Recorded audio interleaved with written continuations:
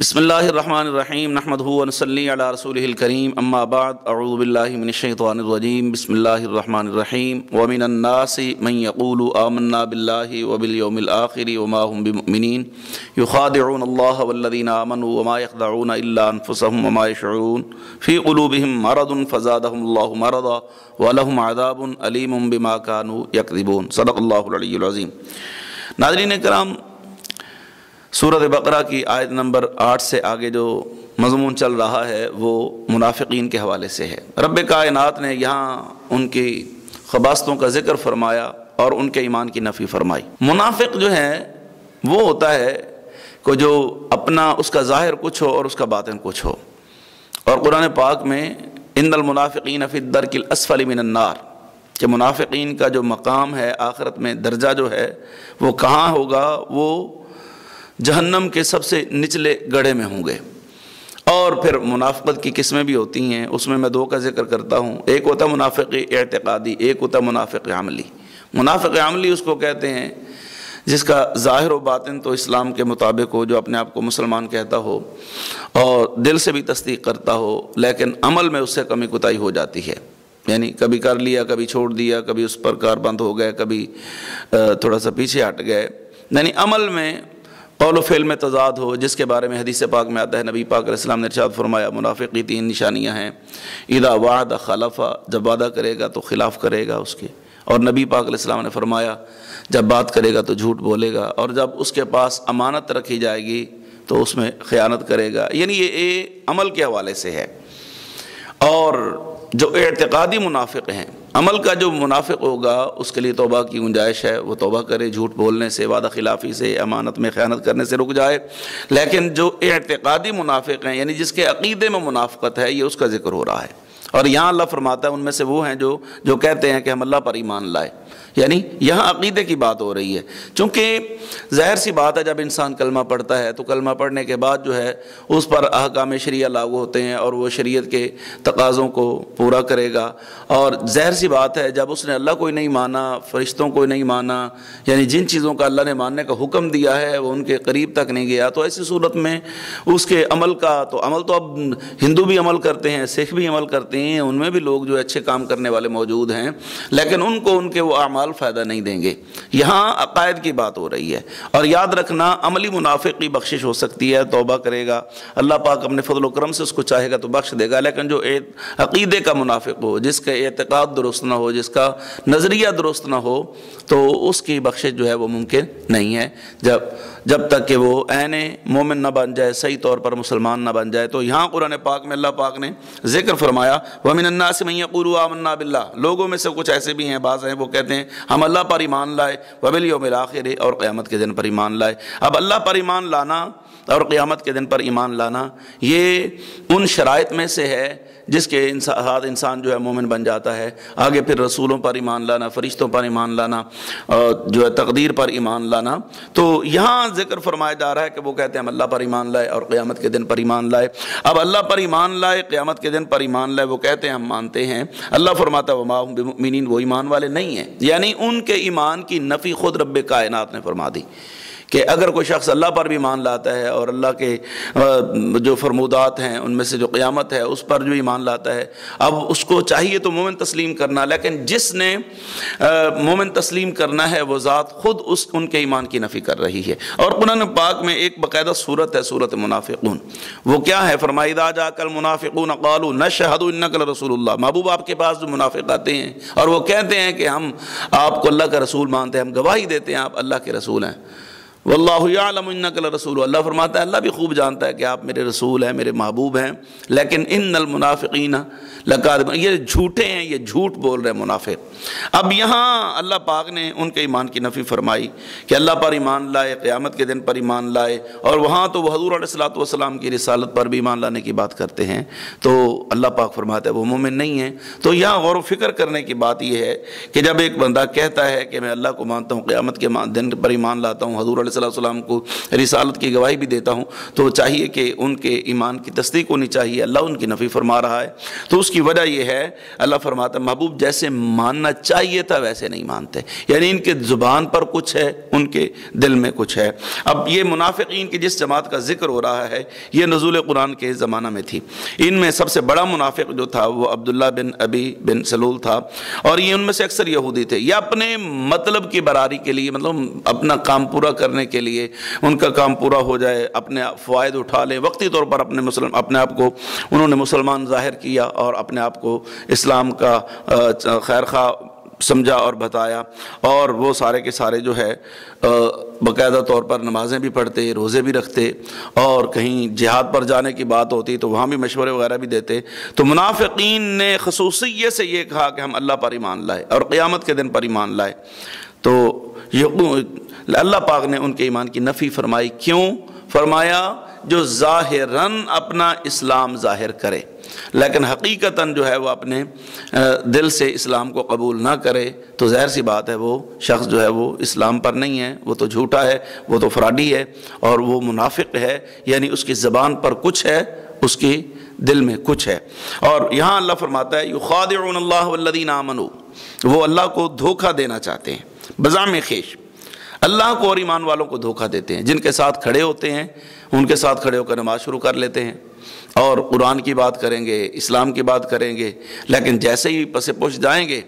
تو وہ کہیں گے ہم تو وما یخدعون الا انفسهم وما یشعرون۔ اللہ فرماتا ہے وہ اپنے آپ کو دھوکہ دیتے ہیں در حقیقت۔ جیسے ہی وہ مسلمانوں سے پیچھے ہٹتے ہیں اور پھر وہ اپنے آپ کو کہتے ہیں کہ جناب دیکھو ہم نے تو ان کو کیسے بے وقوف بنا دیا، ہم نے تو ان کو ایسے معاذ اللہ جو ہے ایسے لفظ کہ ہم نے تو ان کو ایسا کر دیا ویسا کر دیا، ان کو پتہ ہی نہیں ہے کہ ہم ان کے ساتھ کھڑے ہوئے ہیں، ہم ان کے ساتھ جو ہے اندر سے ہیں نہیں، اور یہ ایسے اپنے آپ کو شو کرنا کہ ہم باقاعدہ مسلمان ہیں۔ تو اللہ فرماتا ہے یہ اللہ کو بھی دھوکہ دیتے ہیں بزعم خیش۔ وہ کہتے ہیں معاذ اللہ، اب یہ باتیں چلے ایک مسلمان کو پتہ نہ ہو، ایک صحابی کو پتہ نہیں ہے، ایک مثال پیش کر رہا ہوں، لیکن جس کے لیے ایمان لائے، جس کی ذات پر ایمان لائے، تو کیا خیال ہے اللہ کو پتہ نہیں ہے؟ تو اللہ تبارک و تعالیٰ کو تو پتہ ہے نا کہ یہ فراڈ کر رہے ہیں، یہ ان کے دل میں کچھ ہے، ان کی زبان پر کچھ ہے۔ تو اللہ فرماتا ہے وما یخدعون الا انفسهم، یہ اپنے آپ کو ہی دھوکہ دیتے ہیں لیکن ان کو اس کا شعور نہیں ہے، وہ اس کا شعور نہیں رکھتے۔ آگے فرمایا فی قلوبہم مرض فزادہم اللہ مرضا، ان کے دلوں میں ایک بیماری ہے اور اللہ نے ان کی بیماری کو زیادہ کر دیا۔ ظاہر سی بات ہے وہ بیماری کیا ہے؟ بیماری جو ہے منافقت کی ہے۔ وہ بیماری کیا ہے؟ یہ منافقت کی بیماری ہے کہ وہ اسلام اور بانی اسلام اور صحابہ کرام رضوان اللہ تعالی علیہم اجمعین کی مخالفت میں ہیں۔ تو اللہ فرماتا ہے اللہ نے ان کے مرض کو بڑھا دیا۔ وَلَهُمْ عَذَابٌ عَلِيمٌ، اور ان کے لیے دردناک عذاب ہے، بِمَا كَانُوا يَكْذِبُونَ، کیونکہ وہ جھوٹ بولتے تھے۔ اب یہاں منافقین کا ایک اور جو ہے وہ خباثت کا پہلو سامنے نظر آیا۔ اللہ فرماتا ہے وہ جھوٹ بولتے ہیں، یعنی منافق جو ہے وہ جھوٹ بھی، ظاہر سی بات ہے کسی کے ساتھ دھوکہ کرنا، فراڈ کرنا اور جھوٹ، یہ تو بہت بڑی لعنت ہے۔ اللہ پاک نے قرآن پاک میں فرمایا الا لعنت اللہ علی الکاذبین، فرمایا جو جھوٹ بولے تو اللہ کی اس پر لعنت ہے، جھوٹوں پر اللہ کی لعنت ہوتی ہے۔ اب یہاں قرآن پاک نے ان کے جھوٹ کا ذکر فرمایا کہ وہ جھوٹ بولتے ہیں، اور ظاہر جھوٹ بولنے والوں کے لیے اللہ کی طرف سے عذاب ہے۔ نبی پاک علیہ السلام نے ارشاد فرمایا، حضرت عبداللہ بن مسعود رضی اللہ تعالیٰ عنہ روایت فرماتے ہیں، آپ فرماتے ہیں رسول کریم صلی اللہ علیہ وآلہ وبارک وسلم نے ارشاد فرمایا اپنے آپ کو جھوٹ سے بچاؤ، کیونکہ جھوٹ گناہ تک پہنچاتا ہے اور گناہ دوزخ تک پہنچاتا ہے۔ ایک شخص جھوٹ بولتا ہے اور پھر جھوٹ کے مواقع تلاش کرتا رہتا ہے کہ کب میں جھوٹ بولوں، کوئی ایسی بات ہے بطور مزاح، اور بطور مزاح بھی جھوٹ بولنا منع ہے۔ یعنی جھوٹ جو ہے وہ ایسی لعنت ہے جو اللہ کی رحمت سے انسان کو دور کرتی ہے۔ لعنت کا مطلب یہی ہے کہ انسان اللہ کی رحمت سے دور ہو جائے۔ ظاہر سی بات ہے جو سچا ہوگا اس پر رحمت ہے، جو جھوٹا ہے اس پر اللہ کی لعنت ہے۔ تو لعنت اس کو ملتی ہے جو جھوٹ بولتا ہے، جو سچ بولتا ہے تو اللہ تبارک و تعالیٰ اس کے رزق میں برکت دے دیتا ہے۔ اب یہاں تو ہمارے ہاں تو اللہ ماشاء اللہ، اللہ سب کو محفوظ رکھے، لوگ جو ہیں وہ بات بات پر جھوٹ بولتے ہیں اور اپنی باتوں کو چھپاتے ہیں اور حقائق کو چھپا کر جو ہے ایک مسلمان کو دھوکہ دیتے ہیں، اور یہاں تک روایت میں آتا ہے کہ مومن کو دھوکہ نہیں دیتا۔ تو یہاں جو جھوٹ ہے یہ رزق کو ختم کرنے کا ایک ذریعہ بھی بنتا ہے۔ تو اللہ کے محبوب فرماتے ہیں وہ لوگ جھوٹ کے مواقع تلاش کرتا رہتا ہے، حتیٰ کہ اللہ کے نزدیک اس کو کذاب لکھ دیا جاتا ہے۔ یہ ابو داؤد کی حدیث مبارکہ ہے۔ اور امام مسلم ایک روایت لے کر آتے ہیں حضرت حفص بن عاصم رضی اللہ تعالیٰ عنہ سے، آپ فرماتے ہیں رسول کریم صلی اللہ علیہ وآلہ وبارک وسلم نے ارشاد فرمایا، کسی شخص کے جھوٹا ہونے کے لیے یہی کافی ہے کہ وہ سنی سنائی بات کو بغیر تحقیق کے آگے بیان کر دے۔ جو بات سنی ہے ایسے کسی نے آگے اس کو کہہ دیا اور اس نے اس پر یقین کر لیا اور پھر آگے اس کو پھیلانا شروع کر دیا۔ اور یہ سوشل میڈیا کے جو صارفین ہیں ان کو خاص کر اس طرف توجہ دینی چاہیے۔ وہ کیا ہے کہ جیسے کوئی ہم پوسٹ دیکھتے ہیں اور دیکھتے ہیں کہ جناب یہ پوسٹ آ گئی ہے تو فوراً دیکھا جی بات لکھی ہوئی ہے، تحقیق بھی نہیں کرتے کہ کیا درست ہے یا غلط ہے اور فوراً اس کو آگے شیئر کر دیا۔ یہ اگر وہ جھوٹ ہے جو جس نے پوسٹ بنائی ہے، اگر اس نے بغیر تحقیق کے بنا دی تو اس کا وبال اس پر ہے، اور آگے جب جہاں جہاں لوگ اس کو شیئر کرتے رہیں گے اور جس نے پڑھا اور اس پر عمل کیا تو اس کا وبال بھی ان پر ہوگا۔ تو اس سے خاص کر بچنا چاہیے۔ اب یہاں تو جیسے کوئی اچھی بات ہوتی ہے اس کو فوراً جو ہے، اور کہیں نہ بھی ہو تو حضرت علی پاک رضی اللہ تعالیٰ عنہ کی طرف منسوب کر دیا جاتا ہے کہ جناب مولا علی پاک کا فرمان ہے، یا کسی امام کے ساتھ اس کو منسوب کر دیا جاتا ہے کہ یہ فلاں کا فرمان ہے، یا حضور غوث پاک کے ساتھ منسوب کر دیا جاتا ہے۔ تو ایسے خام خواہ بات کوئی بھی اچھی دیکھ کر اس کو کسی کی طرف منسوب کر کے اور کہہ دینا کہ جناب یہ فلاں کی طرف سے ہے، یہ فلاں کی طرف سے ہے، تحقیق کرتے نہیں ہیں اور آگے پھیلا دیتے ہیں۔ اب جیسے یہ رمضان شریف کا چاند نظر آیا تو جس نے جس کو مبارکباد دی تو وہ جنتی ہے، یا ربیع الاول شریف کا چاند نظر آیا، یا جس نے عید کا چاند دیکھ کر یہ وہ آگے پھیلایا، کس کو خبر دی، تو یہ جھوٹی خبریں ہوتی ہیں، اس کی کسی قسم کی شریعت میں کوئی گنجائش نہیں ہے۔ تو یہ حدیث پاک میں سرکار نے فرمایا کہ جو سنی سنائی بات آگے ایسے بغیر تحقیق کے بیان کر دے اس کے جھوٹا ہونے کے لیے یہی کافی ہے۔ اور آگے دوسری روایت ہے، نبی پاک علیہ السلام نے ارشاد فرمایا، حضرت ابو ہریرہ رضی اللہ تعالیٰ عنہ روایت فرماتے ہیں، حضور علیہ السلام نے ارشاد فرمایا آخری زمانہ میں ایسے دجال اور کذاب ہوں گے، یعنی ایسے جھوٹے لوگ، ایسے فراڈی لوگ پیدا ہو جائیں گے۔ نبی پاک علیہ السلام خود فرما رہے ہیں، فرمایا ایسے جھوٹے اور دجال اور کذاب پیدا ہوں گے جو تم سے ایسی احادیث بیان کریں گے جو تم نے سنی نہیں ہوں گی، نہ تمہارے باپ دادا نے سنی ہوں گی۔ یعنی ایسی ایسی باتیں بیان کرنا کہ نہ میں نے سنی نہ میرے باپ دادا نے سنی، خود نبی پاک علیہ السلام فرما رہے ہیں، فرمایا ایسی ایسی احادیثیں بیان کریں گے جو تم نے نہ سنی ہوں گی نہ تمہارے باپ دادا نے سنی ہوں گی۔ فرمایا تم ان سے دور رہو، وہ تم سے دور رہیں، کہیں وہ تم کو گمراہ نہ کر دے اور فتنے میں مبتلا نہ کر دیں۔ یہ صحیح مسلم کے حدیث پاک ہے۔ اب یہاں اس پر آپ کیا کہیں گے کہ جو لوگ ایسے پوسٹ کو یا کوئی بات کو ایسے اپنی طرف سے، اچھا پھر ایسا ہوتا ہے نا کہ ایک بندے نے تھوڑی بات کی ہے، ایک بندے نے تھوڑی سی بات کی ہے، اگلا بندہ اس کو تھوڑا سا آگے پہنچانے کے لیے اس میں ایک دو لفظ اپنی طرف سے اضافہ کر دے گا، تھوڑا سا مرچ مسالہ لگا کے تاکہ چٹپٹی ہو جائے، اگلے بندہ جو ہے وہ توجہ سے اور انعماق سے اور بڑے غور سے میری بات سنے۔ تو اگلا بندہ جب آگے بیان کرے گا تو اس نے تھوڑا سا اور اس کو نمک مرچ مسالہ لگا دینا ہے، اس سے چوتھا بندہ آگے بیان کرے گا تو پھر آگے یہ سلسلہ جاری ہو جائے گا۔ اس لیے فرمایا سنی سنائی بات کی تحقیق کرنی چاہیے۔ اگر وہ کسی آیت کا ترجمہ ہے تو الحمدللہ، اگر کوئی شخص اس کو شیئر کر رہا ہے تو کم از کم دیکھ تو لینا کوئی آیت ہے بھی کہ نہیں ہے، یا اس میں کوئی رد و بدل تو نہیں کر دیا گیا۔ آج کل آپ حضرات جانتے ہیں کہ قرآن پاک میں بھی معاذ اللہ لوگ تحریف شروع کر رکھی ہے، اپنے مطالب اپنے مقصد کا مطالب و معانی و مفاہیم بیان کرنے لگ جاتے ہیں۔ تو یہاں حضور علیہ السلام نے ارشاد فرمایا کہ ان سے دور رہنا چاہیے۔ آگے پھر فرمایا، حضرت ابو ہریرہ کی روایت ہے، نبی کریم علیہ السلام نے ارشاد فرمایا اس وقت تک بندہ کا ایمان مکمل نہیں ہوگا جب تک وہ جھوٹ کو ترک نہ کر دے۔ اللہ اکبر، کتنی بڑی بات ہے، کتنی بڑی بات ہے کہ ایمان کی تکمیل کے لیے جھوٹ کو چھوڑنا ضروری ہے۔ جو شخص ایمان کی تکمیل کے لیے جھوٹ کو نہیں چھوڑتا وہ اپنے آپ کو مکمل ایمان والا تسلیم نہیں کر سکتا۔ کامل و اکمل مومن کے لیے جھوٹ کا چھوڑنا ہر حال میں ضروری ہے۔ فرمایا اس وقت تک بندہ کا ایمان مکمل نہیں ہوگا جب تک وہ جھوٹ کو ترک نہ کر دے، حتیٰ کہ مذاق میں بھی جھوٹ نہ بولے اور ریا کو ترک کر دے، خواہ وہ اس میں صادق ہو، یعنی ریاکاری دکھاوے کو بھی چھوڑے اور جھوٹ کو بھی چھوڑے۔ جب تک جھوٹ نہیں چھوڑے گا، مذاق میں بھی جھوٹ نہ بولے۔ اور یہاں تو بات بات پر دوست احباب مذاق میں بھی جھوٹ بولتے ہیں، اور پھر جھوٹ اکثر اوقات تو مائیں بچوں کو جھوٹ بول دیتی ہیں۔ نبی پاک علیہ السلام کی بارگاہ میں ایک عورت موجود تھی، صحابیہ تھی، تو اس کے ایک بیٹا تھا کھیل رہا تھا، تو اس نے اس کو بلایا اور ایسے مٹھی بند کر کے اور اس کو کہا کہ اس میں کھجور ہے یا کوئی چیز تھی میٹھی۔ تو جب وہ قریب آیا اس نے مٹھی کھولی تو اس میں واقعی تھی۔ تو سرکار نے فرمایا اگر اس میں یہ چیز نہ ہوتی جو اس کی ماں نے اپنے بچے کو کہی تو یہ بھی جھوٹ تھا۔ تو جھوٹ سے بچنا چاہیے۔ نبی پاک علیہ الصلوۃ والسلام کی ایک اور حدیث پاک ہے، اب یہ میں اس لیے بیان کر رہا ہوں تاکہ ہمیں یہ قرآن پاک سے یہ سیکھنا چاہیے کہ جھوٹ سے بچنا چاہیے، اور قرآن پاک کے جو اصل مفہوم ہے اس تک ہم پہنچیں اور اس پر عمل کریں۔ حضرت سمرہ بن جندب رضی اللہ تعالیٰ عنہ بیان فرماتے ہیں، حضور علیہ الصلوۃ والسلام نے ایک صبح بیان فرمایا، نبی پاک علیہ السلام فرماتے ہیں کہ میں نے رات کو خواب میں دیکھا کہ حضرت جبریل اور حضرت میکائیل علیہ السلام میرے پاس آئے اور میرا ہاتھ پکڑ کر مجھے ارض مقدسہ میں لے گئے۔ میں نے دیکھا وہاں ایک آدمی بیٹھا ہوا تھا اور دوسرا آدمی اس کے پاس کھڑا ہوا تھا جس کے ہاتھ میں لوہے کا آنکڑا تھا، یعنی ایک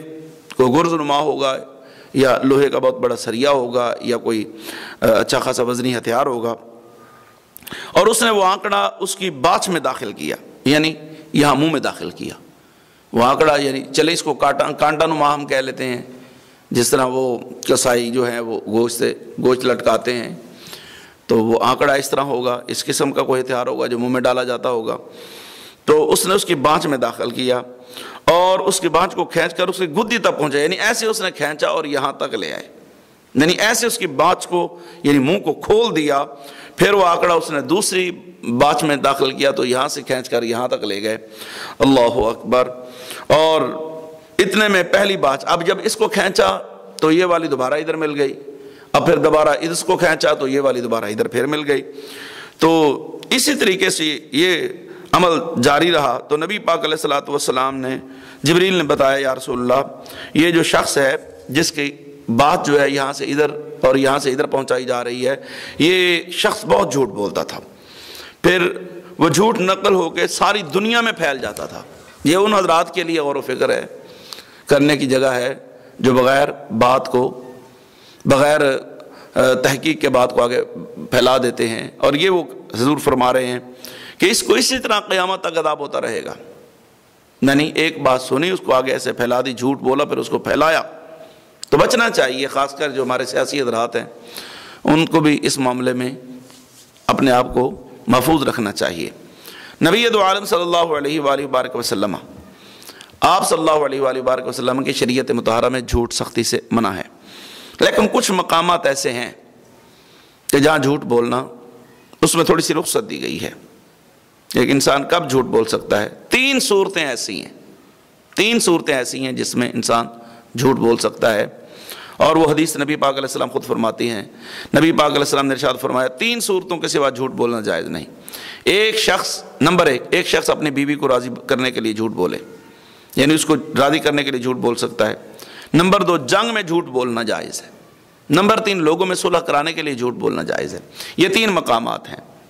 جس میں جھوٹ بولا جا سکتا ہے۔ ہر وہ نیک مقصد جس کو صدق اور کذب دونوں سے حاصل کیا جا سکتا ہو اس میں جھوٹ بولنا حرام ہے۔ یعنی ایک مقصد ہے، آپ اس کو جھوٹ بول کے بھی حاصل کر سکتے ہیں، سچ بول کے بھی حاصل کر سکتے ہیں۔ مثلا دکاندار ہے، کوئی چیز بیچنا چاہتا ہے، کوئی بھی چیز دکاندار فروخت کرنا چاہتا ہے، اب وہ جھوٹ بول کے بیچنا چاہے تبھی بک جائے گی، سچ بول کے بیچنا چاہے تبھی بک جائے گی۔ اب وہ اگر جھوٹ بول کر بیچتا ہے تو تب یہ حرام ہے۔ یعنی جس مقصد کو صدق اور کذب، جھوٹ اور سچ دونوں سے حاصل کیا جا سکتا ہو ان میں سے اگر کوئی جھوٹ بولے گا تو وہ حرام ہے۔ اگر کسی نیک مقصد کو صرف جھوٹ بولنے سے ہی حاصل کیا جا سکتا ہو تو تب جائز ہے۔ مثلا اور کوئی راستہ نہیں اور کوئی گنجائش نہیں ہے کہ مقصد نیک ہے، کام اس کا ٹھیک ہے، اب وہ جھوٹ بولے گا تو بات بنے گی، نہیں بولے گا تو اگلا بندہ اعتبار نہیں کرے گا یا اس کو اس مقصد میں کامیاب نہیں ہونے دے گا، اور وہ مقصد اہم ہے، تو ایسی صورت میں جھوٹ بولنے کی رخصت ہے، اور پھر وہاں پر جو ہے جھوٹ بولنا جائز ہے اگر کسی نیک مقصد کو صرف جھوٹ بول کر ہی حاصل کیا جا سکتا ہو، اور وہ مقصد واجب ہو تو اس کے لیے جھوٹ بولنا واجب ہے۔ مثلا کسی شخص نے دیکھا ایک ظالم کسی بے گناہ مسلمان کو قتل کر رہا ہے یا تکلیف پہنچا رہا ہے،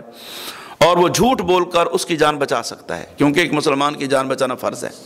اس کی جان بچانا اس کے لیے فرض ہے۔ اب ظاہر ہے وہ بندہ ظالم ہے اور وہ تو ایک ظاہر ہے جو کسی کو قتل کر رہا ہے، تکلیف دے رہا ہے، تو پہلے وہ غیر قانونی غیر شرعی حرکت کر رہا ہے، تو اب اگر اس کو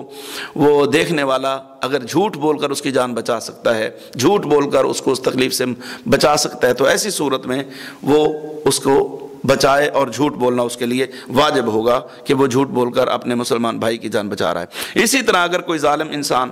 کسی مسلمان کی امانت چھیننا چاہتا ہے تو اس کے لیے جھوٹ بولنا واجب ہے، کہ وہ جھوٹ بول کر جو ہے اپنا معاملات جو ہے کلیئر کر سکتا ہے۔ ایسے ہی اگر کوئی لڑائی میں صلح کرانے کے لیے، مطلب دو بندے آپس میں لڑے ہوئے ہیں، اب ان دو بندوں کے آپس میں صلح کرانی ہے، اب یہاں تو یہ ہوتا ہے نا کہ ایک بندہ کسی دوسرے مسلمان بھائی کے ساتھ جو ہے اس کی انبڑ ہو گئی ہے، تو تیسرا بندہ اس میں مزید اس کو، وہ تو تمہارے بارے میں یہ کہہ رہا تھا، اس کے بعد جاتا تو وہ تو یہ کہہ رہا تھا، تو ان کو بجائے اگر وہ ملنے کے قریب بھی ہوتے ہیں تو ان کو جدائی کرا دیتا ہے۔ لیکن اگر جو صحیح بندہ ہوگا وہ کہے گا نہیں یار، اس کے پاس جائے گا تو کہے گا یار وہ تو ایسے اس کے بارے میں دل میں بغض رکھتا ہے، وہ تو تمہارے بارے میں اچھی باتیں کرتا تھا، میں نے تو اس سے کل تمہارے بارے میں بہت اچھی بات سنی ہے۔ اب ادھر آئے تو اس کو کہے گا جناب تو ایسے اس کے خلاف ہوا پھرتا، وہ تو کل تمہاری تعریف کر رہا تھا فلاں جگہ پہ، میں اس کے پاس گیا تو اس نے میرے ساتھ یہ کیا وہ کیا، وہ تو تمہارے بارے میں اچھے خیالات رکھتا تھا۔ اب یہ اس کے اس فعل سے، اس کے اس قول سے دو بندے آپس میں مسلمان جو ہیں وہ دوبارہ آپس میں اکٹھے ہو گئے اور ان کے دلوں میں بات ختم ہو گئی، تو اس کا ثواب بلکہ باقاعدہ اس کو ملے گا۔ یعنی اگر کوئی شخص جو ہے کسی کی صلح کرانے کے لیے اور کسی مظلوم کی دلجوئی کرتا ہے تو جھوٹ بول سکتا ہے۔ اس طرح اگر کسی شخص نے چھپ کر زنا کیے، شراب پی اور حاکم اس کے متعلق سوال کرے تو اس کے لیے یہ کہنا جائز ہے کہ یہ کام میں نے نہیں کیا، کیونکہ یہ کام بے شک بے حیائی ہے، لیکن اس کا اظہار کرنا بھی ایک بے حیائی ہے۔ اس طرح اس کے لیے جائز ہے کہ وہ اپنے آپ کسی مسلمان بھائی کا راز بتانے سے بھی انکار کرے۔ یعنی یہاں کتنا پردہ پوشی کا ایک سبق ہے کہ جو لوگ بات بات پر ہوتی کچھ بات نہیں اور اس کو اچھالتے ہیں۔ یہاں علامہ شامی احیاء العلوم میں آپ لکھتے ہیں، آپ فرماتے ہیں کہ احیاء العلوم کے حوالے سے علامہ شامی کا یہ قول ہے کہ اگر کوئی شخص اس نے اللہ نہ کرے گناہ کر لیا ہے تو حاکم وقت سے اپنے آپ کو چھپائے۔ یہ نہیں ہے کہ اس کا گناہ کا اعلان کرتا پھرے کہ میں نے یہ کر دیا، میں نے وہ کر دیا، میں نے وہ کر دیا۔ اگر کوئی شخص گناہ کبیرہ کا ارتکاب کرتا ہے تو اپنے آپ کو، چونکہ ایک تو گناہ کر لیا، اب اس کو پھیلا رہا ہے، لوگوں کو بتا رہا ہے، تو یہ اور گناہ ہے، گناہ پر گناہ ہے، تو اس صورت میں اپنے آپ کو اس سے بچائے اور چھپائے۔ اور اسی طرح اگر کوئی شخص اس کا گناہ دیکھتا ہے تو اس کو اس پر پردہ ڈالنے کی ضرورت ہے کہ اس نے تو جو کرنا تھا کر لیا، اس کو علیحدگی میں سمجھائے، لوگوں کے سامنے اس کو نہ پھیلائے تاکہ لوگ جو ہیں وہ اس کے گناہ پر مطلع ہوں اور پھر آگے کوئی نیا فتنہ کھڑا ہو۔ تو یہ وہ صورتیں تھیں جن میں بندہ انسان جو ہے وہ گناہ جھوٹ بول سکتا ہے۔ اب ایسے ہی بیوی کا جو معاملہ ہے، اس معاملے میں بھی بیوی کے لیے رخصت ہے۔ اب بیویوں کو بھی چاہیے کہ کم از کم اپنے خاوند کے مالی معاملات دیکھ کر ہی اپنے مطالبات اس کے سامنے رکھیں۔ لیکن یہاں اگر کوئی بیوی ایسا کرتی ہے کہ جناب اس کے اپنے معاملات ہوتے ہیں، وہ یہ کہتی ہے یہ ہونا چاہیے، وہ ہونا چاہیے، فلاں ہونا چاہیے، اب وہ آئے دن گھر میں دنگا فساد کرتی ہے اور خاوند کے لیے بند صبر کرنی رہتی، یا اس کے لیے اس کا مطالبات جو ہیں، جو اس کی ڈیمانڈ ہے خاوند کی، وہ پوری نہیں ہو پا رہی، تو اس صورت میں خاوند کسی حد تک جو ہے وہ اس کو بھی راضی کرنے کے لیے جھوٹ بول سکتا ہے۔ تو یہاں فرمایا کہ فی قلوبہم مرض فزادہم اللہ مرضا ولہم عذاب علیم بما کانوا یکذبون، فرمایا ان کے دلوں میں مرض ہے اور اللہ نے ان کے مرض کو بڑھا دیا، اور فرمایا ولہم عذاب علیم، ان کے لیے دردناک عذاب ہے اس سبب بما کانوا یکذبون، جو وہ جھوٹ بولتے تھے، یعنی جھوٹ بولتے تھے۔ اب جھوٹ بولنے کی جو تشریح ہے وہ ہم نے تفصیل سے کر دی، آگے انشاءاللہ مزید بیان کریں گے۔ اللہ عمل کی توفیق بخشے، آمین۔